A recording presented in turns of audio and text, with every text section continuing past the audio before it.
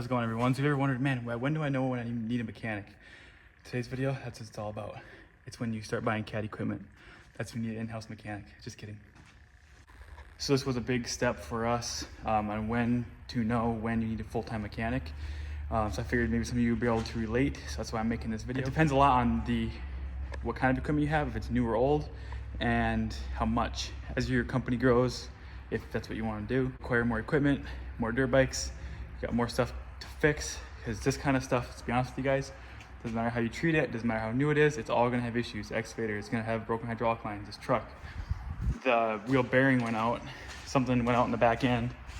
I take it all apart and got the axle laying there, got the hub sticking out. Like, this kind of stuff happens. This isn't from abuse. This truck has 12,000 miles, like, just wore out. It's a dud, like, the kind of stuff happens. So when do you know you need a full-time mechanic? For us, it was, a lot of our stuff is newer. We have some new, some old. Nowadays, a lot of it's getting to be newer. I think we have between 9 and 12 skid loaders now.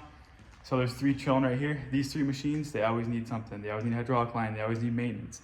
This wheel loader, it needs maintenance. It needs tires fixed. It needs oil changes.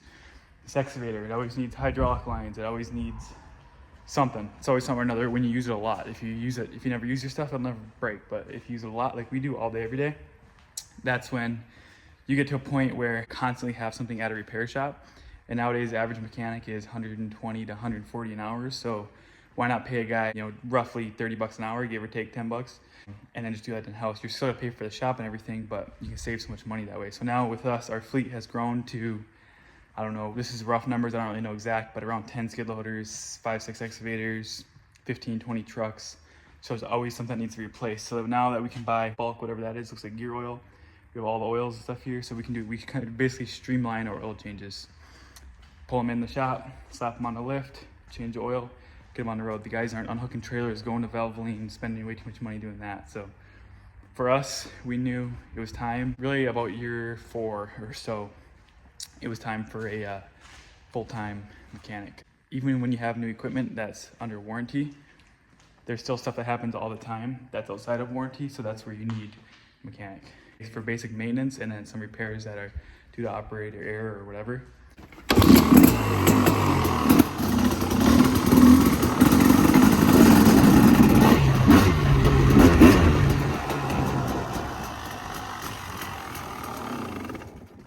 So, like this big old girl here, she's brand new. Got all the plastics on the seat. This one is not ours. We're getting the same thing, but it's not in yet. And I mainly like Doosan just because it matches my dirt bike. It's the same orange, so that's mainly why we buy Doosan. It matches the KTM. But if you have one excavator, don't hire a mechanic full time. If you have 6 or 7 or 8 and a bunch of other stuff, you probably need one.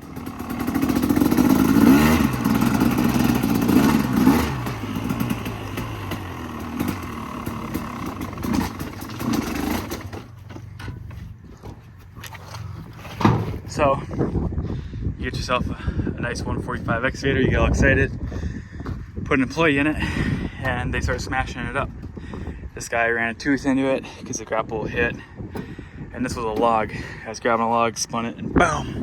For whatever reason, this corner panel here, someone got to step 2, dropped a boulder on it or something. You hire a bunch of employees, this kind of stuff is gonna happen. It's really annoying, it's really frustrating. Really nice equipment, guys smash it all up, but it happens. Some guys more than others, and so you bring it to a shop, it's gonna be 4 or 5 grand to replace.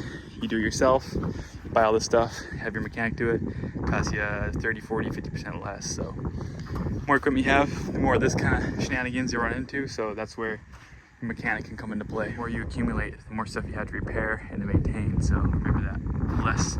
More isn't always more, sometimes less is more. That's what they say anyway.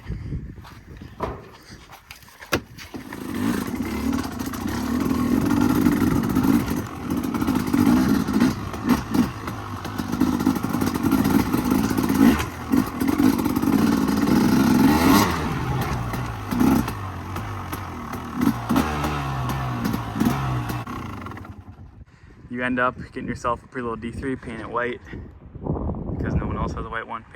Eventually, not very long into it, you're gonna need cutting edges. You're gonna need to tighten the tracks. You're gonna need to fix a broken window. So once, like I said, once stuff starts piling up, that's when it's time to get a full-time mechanic.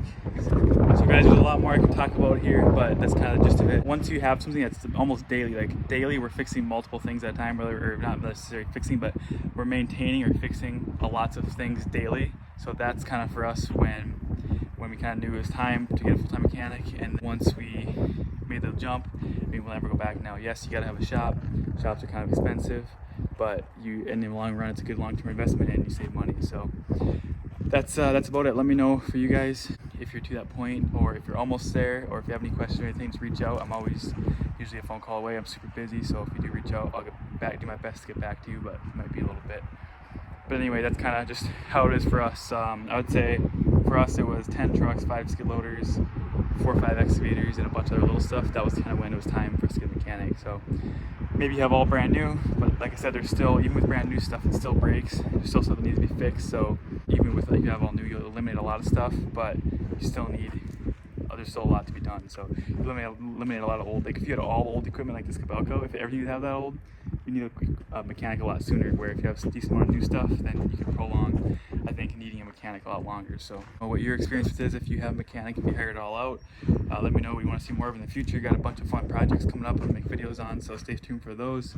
And remember, it is what you make it to be. I'll see you on the next one.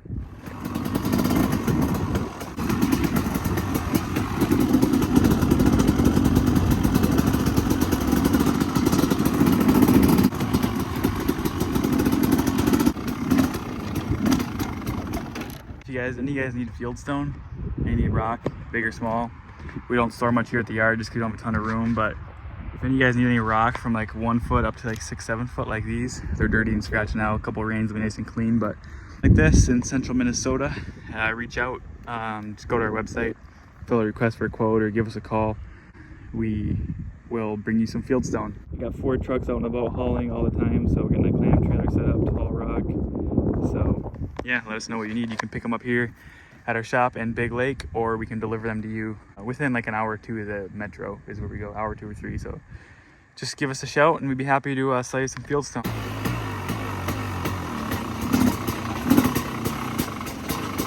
The bad thing about having the office done, this is a video for another time, but the office is basically done. So bad thing is now I probably shouldn't ride my bike in there. Or if I did, I feel like the boss lady wouldn't be super excited about that. So let me know if you guys want to see a updated video of the office complete. Talk to boss lady and bring my bike in there. I don't know, but let me know in the comments below if that's something you'd want to see in the future.